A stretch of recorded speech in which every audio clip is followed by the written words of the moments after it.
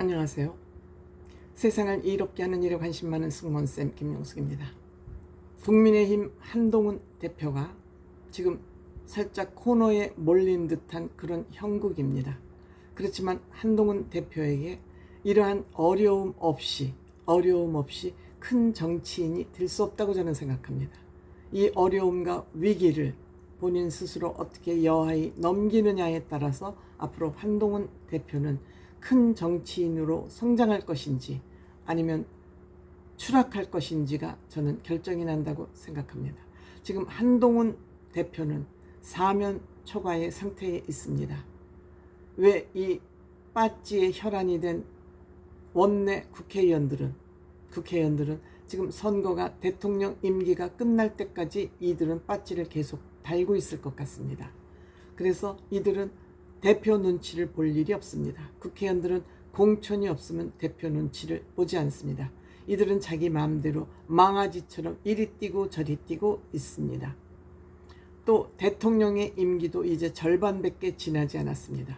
그래서 현 대통령이 대통령을 차기 대통령으로 되게 할 수는 없지만 안 되게 할 수는 얼마든지 있다는 것이 대통령실의 또 역할이기도 합니다. 그러면 국민의힘에서는 국회의원들이 원내 진출한 국회의원들이 계속 눈치 보고 한동훈 대표에 힘 실어주지 않고 있고, 즉 대통령실은 김건희 여사가 윤석열 대통령 목을 쥐고 앞으로 한동훈 대표하고는 잘 지내면 안 돼, 사사건건 시비를 걸고 트집을 잡고 이 대통령실에 또 목줄을 대고 있는 아복꾼들 내시들은 김건희 여사 눈치 보느라고 지금 바쁩니다. 뭐 하나라도 얻을까 하고 이렇게 눈치 보기에 바쁩니다. 그렇다면 한동훈 대표는 어떻게 해야 될 것이냐. 이제는 국회의원들도 믿을 수 없고 대통령실도 믿을 수 없다면 어떻게 해야 되겠습니까? 국민을 보고 해야죠. 지금 한동훈 대표를 국민의힘 대표로 만든 사람들도 바로 국민들입니다. 당원들입니다. 국민들과 당원들이 국민의힘 대표로 한동훈 대표를 만들어놨기 때문에 앞으로 국민들을 향해서 어떠한 메시지를 줄 것이냐를 생각을 합니다. 그동안 대한민국의 대통령, 산업화 시대, 즉 박정희 대통령으로 대표되는 산업화 시대를 지나서 민주화 시대, 김영삼 대통령과 김대중 대통령으로 대변되는 민주화 시대를 거쳐서 이제는 파락군에 다니면서, 즉 개천에서 용이 나지 않는 그런 시대에 사람들이 지금 정치권에 속속 합류하고 있습니다. 이렇다면 이 시대를 넘어서 다음 대통령의 시대 정신은 뭐냐? 즉 양극화를 해소하는 것. 금수저끼리 먹고 잘 사는 것이 아니라 지금 파락군 출신들이 정치판에 속속 합류하고 있지만 다음 대통령 선거에서는 양극화를 해소하고 약자와 동행을 하는 그것이 다음 대통령 선거의 시대 정신이라고 정치가들이나 전문가들이 얘기하고 있습니다. 한동훈 대표는 이렇게 약자하고 동행을 굉장히 중요하게 생각하고 있습니다. 그런데 한동훈 대표의 약점은 무엇입니까? 본인이 아무리 그런 약자와 동행이 중요하다는 생각을 가지고 있다 하더라도 그들 생활을, 즉 약자들의 생활을 잘 모르고 있습니다. 그들의 삶의 현장을 잘 모르고 있습니다. 그렇다면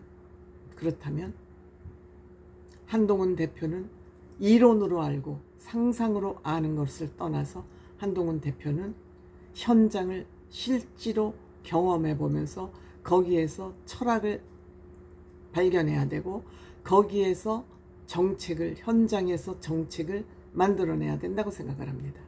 살아있는 정책을 만들어내야 됩니다.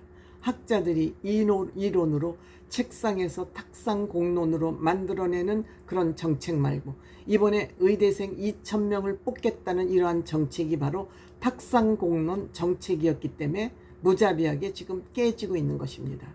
이렇지 않게 하기 위해서는 한동훈 대표는 지금 선거도 없죠.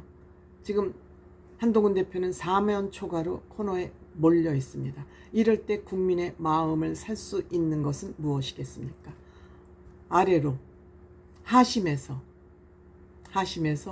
그 민초들의 현장으로 직접 뛰어들어서 가서 얘기 듣고 토론하고 대화하고 이것을 이제 넘어서서 본인이 직접 적어도 그곳에 가서 2주나 한 달 정도 그들의 생활을 직접 현장에서 같이 굴르면서 체험하는 것입니다. 무슨 말씀이냐? 약자와의 동행, 양극화 해소를 하는 것이 다음 시대 정신이라면 그것을 하기 위해서는 현장을 철저히 경험하고 알아야 된다는 것이죠. 뭐 청소미화원들 만나서 대화하고 애로사항이 뭐세요? 네, 우리가 잘 알아서 잘 해보겠습니다. 이거 가지고는 안 된다는 거예요. 본인이 그 직업에 들어가서 여기에 직업의 한계가 무엇이고 무엇이 애로사항인지 확실히 본인이 알아가지고 그것을 해소하기 위해서 약자와 동행을 해봐야 양극화를 해소할 수 있다는 거죠. 약자와 동행이 가능하다는 것이죠. 그래서 형식적으로 가서 이야기 듣고 토론하고 이런 거 하지 말고 적어도 2주 이상 그 직업에 몸담아라.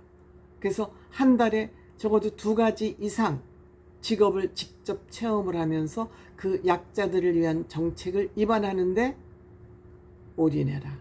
그러면 이것이 매주 한동훈 대표 중심으로 뉴스가 나갈 것이다. 핵심 이슈의 중심에 설 것이다. 저는 이렇게 생각합니다. 뭐 상하차 아르바이트도 좋고요. 오전에는 당의 일을 보고 오후에는 나는 투잡 아르바이트, 보통 사람 투잡 쓰리잡 하지 않습니까? 오전에 자기 직업은 국민의힘 대표, 오후에 내 직업은 현장 체험, 투잡. 돈도 직접 받으세요. 그 돈을 받아서 그들에게 다시 베풀면 돼요. 그냥 나는 당대표니까 내가 무슨 돈도 안 받고 하죠. 실제 돈을 받아보세요. 그리고 그 돈 가지고 2주 동안 살아보세요. 아르바이트 받아가지고 그걸로 살아본 거세요. 한동훈 대표는 지금 금수저를 물고 나온 금수저의 대표적인 예입니다. 파락군에서 공부했죠. 집안 그런 데로 있죠. 결혼 또 법조인하고 했죠. 그 집안은 또 아버지가 어마어마한 직위의 검찰 간부였습니다. 이만하면 본인이 이론으로 생각으로 아는 거랑 다릅니다. 돈 받고 그 돈 받은 걸로 실제로 그 봉급으로 살아봐야죠. 또 요양원에 요양보호사도 해보세요.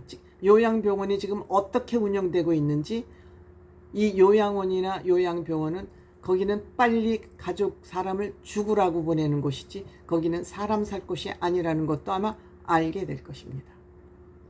직접 간병인도 해보고요. 요양보호사도 해보고요. 농사도 가서 좀 지어보고요. 땀도 흘려보시고요. 이런 모든 거를 직접 3D 업종이라고 그러죠.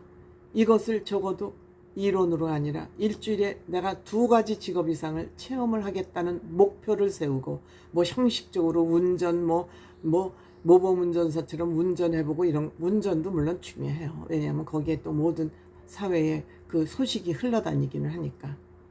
그렇게 형식적으로 하지 말라는 거예요. 한동훈 대표하고 형식하고 포장하고는 맞지 않잖아요.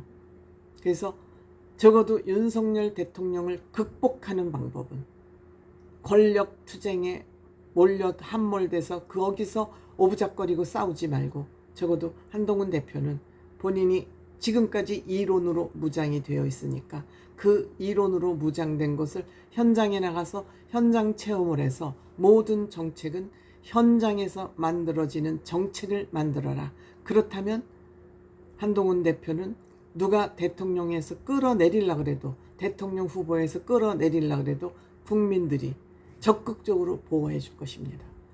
한동훈 대표는 윤석열 대통령과 부인 김건희 여사에 의해서 흔들리는 사람이 아니라 흔들리는 사람이 아니라 국민에 의해서 아마 대통령으로 추대될 것입니다.